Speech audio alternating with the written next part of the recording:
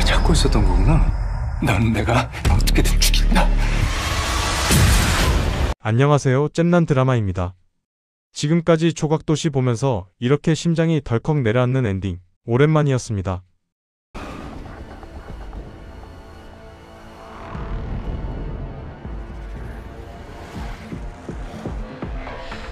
조각도시 6화까지의 이야기는 그 자체로 지옥의 한 장면 같았습니다. 사실 그 엔딩이 진짜 이야기의 시작이라고 생각합니다. 불길을 가르며 날아오르는 오토바이, 그 뒤에서 총을 난사하는 안요한, 그리고 화면이 끊기듯 멈춰버리는 순간은 단순한 액션 클라이맥스가 아니라 이 드라마가 완전히 이막으로 진입하는 신호였다고 판단됩니다.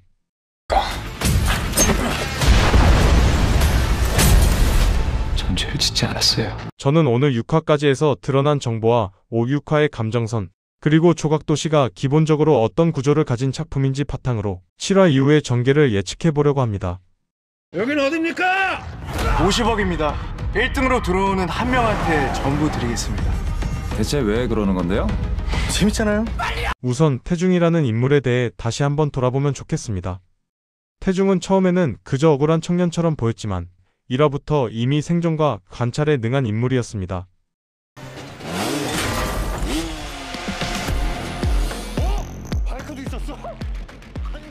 CCTV 사각지대를 본능적으로 파악하고 교도소의 권력 구조를 곧바로 읽고 사람의 감정보다 상황을 먼저 판단하며 가장 위험한 순간에도 왜 이런 일이 일어났는가를 멈추지 않는 태도는 이미 초반부터 드러나고 있었습니다. 내가 필요한 곳에 당신들이 있었어요. 왜 단데? 요한은 태중을 조각하기 쉬운 인간이라고 생각했지만 실제로는 누구보다 현실을 빠르게 분석하고 변화하는 인간이었습니다. 그래서 6화에서 보여준 행동들, 그리고 면담을 요청하는 태도의 의미가 완전히 다르게 해석됩니다.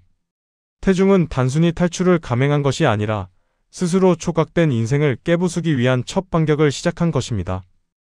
저 눈빛 참 익숙하단 말이지.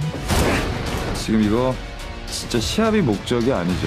5화에서 공개된 내용은 사실 이 드라마의 주제를 거의 그대로 드러내는 장면들이었습니다.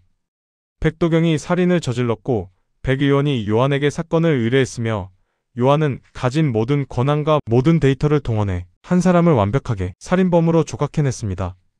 그의 손에 들어가면 동선이 바뀌고 지문이 바뀌고 기록이 바뀌고 심지어 기억조차 흔들릴 만큼 모든 것이 조작될 수 있다는 사실이 드러났습니다.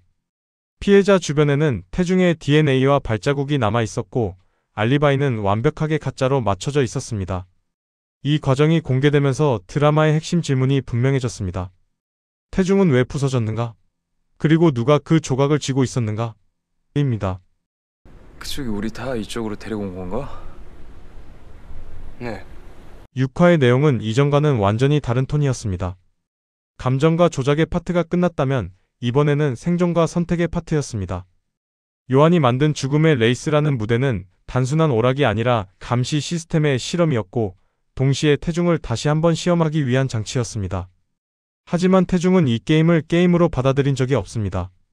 참가자들은 상금을 목표로 싸웠지만 태중은 처음부터 탈출을 계산하고 있었습니다. 그는 차의 결함을 파악하고 구조물을 확인한 뒤 면담을 요청했고 불길을 통해 감시가 흐려지는 순간을 노렸고 오토바이를 선택해 기동력을 극대화했습니다. 이건 우연이나 단순한 액션이 아니라 조작된 세계를 역이용하는 인간의 행동이었습니다. 그렇다면 질문은 여기서 하나로 모아집니다. 태중은 정말 탈출했는가? 저는 이 질문에 대해 완벽한 탈출은 아니다. 그러나 잡힌 것도 아니다라고 판단합니다. 그 이유를 설명드리겠습니다. 요한의 감시망은 거의 절대적입니다. GA 인베스트먼트가 국가 보안 시스템을 장악하고 있고 CCTV, 드론, 열감지 센서, 통신 기록까지 모두 요한에게 실시간으로 연결돼 있는 상황에서 인간 한 명이 그 모든 걸 뚫고 사라지는 건 사실상 불가능합니다. 하지만 6화 후반 태중이 뛰어올랐던 구간은 시스템이 가장 약해질 수 있는 순간이었습니다. 불길과 연기가 카메라 시야를 가리고 드론이 파괴되고 폭발로 인해 전파가 끊기고 구조물이 무너져 센서가 오류를 일으키고 레이스에 참여한 수많은 차량들이 동시에 움직이며 알고리즘이 흔들렸습니다. 이 순간만큼은 요한조차 태중의 위치를 완벽하게 추적하기 어려웠습니다. 따라서 가장 자연스러운 시나리오는 이렇습니다.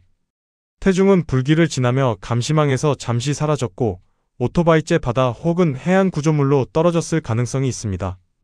의식을 잃었을 수도 있고 해류에 떠밀렸을 수도 있습니다. 결과적으로 요한의 시야에서 사라진 것이 핵심입니다. 이것이 바로 7화의 시작이 될 가능성이 가장 큽니다. 7화는 매우 조용한 화면으로 시작될 것 같습니다. 모니터 앞에서 화면을 넘겨보는 요한, 움직이지 않는 드론 화면, 비어있는 CCTV, 그리고 그 어느 곳에도 잡히지 않는 태중의 흔적. 요한은 처음으로 예상을 벗어나는 상황을 경험하며 아주 잠깐 멈칫할 것입니다. 그리고 짧게 이렇게 말할 것입니다. 찾아 어떻게든. 이 한마디가 7화 전체를 상징하게 될 것입니다. 삶과 죽음, 조작과 진실, 그리고 추격의 시작. 이제부터는 완전히 다른 이야기입니다. 그렇다면 태중을 가장 먼저 발견하는 인물은 누구일까요? 저는 확실하게 노용식과 은비 라인이라고 예측합니다. 은비는 감시망 바깥에서 움직일 수 있고 해킹 능력을 갖고 있으며 태중의 결백을 누구보다 먼저 믿었던 사람입니다. 노용식은 태중에게 인간적인 동정과 신뢰를 보여줬고 둘은 요한의 시스템 영향권에서 가장 멀리 떨어진 인물들입니다. 7화 중반 혹은 후반 태중은 은비의 목소리를 들으며 깨어날 가능성이 높습니다. 그리고 그는 이렇게 말할 것입니다. 살아남았습니다. 그 순간부터 드라마는 복수의 서막으로 넘어갑니다. 태중의 첫 복수 타깃은 누가 될까요? 제가 가장 가능성이 높다고 보는 건 쿡선 변호사입니다. 태중의 인생을 가장 먼저 깎아내린 사람, 요한의 조작을 법적으로 완성시킨 핵심, 감시가 상대적으로 느슨한 인물, 그리고 인물들의 구조상 태중이 가장 먼저 손댈 수 있는 위치, 복수는 가장 약하고 작은 고리부터 시작됩니다. 쿡선 변호사는 태중의 첫 행동을 보여주기 가장 적합한 캐릭터입니다. 이제 조각도시는 12부작 중 정확히 절반을 지났습니다. 이 드라마의 전체 구조는 다음과 같이 나뉘는 것이 가장 적절해 보입니다. 1부터 6화는 부서진 인간의 지옥을 보여주는 1막, 7부터 12화는 부서진 조각들이 어디를 향해 날아가는지 보여주는 2막.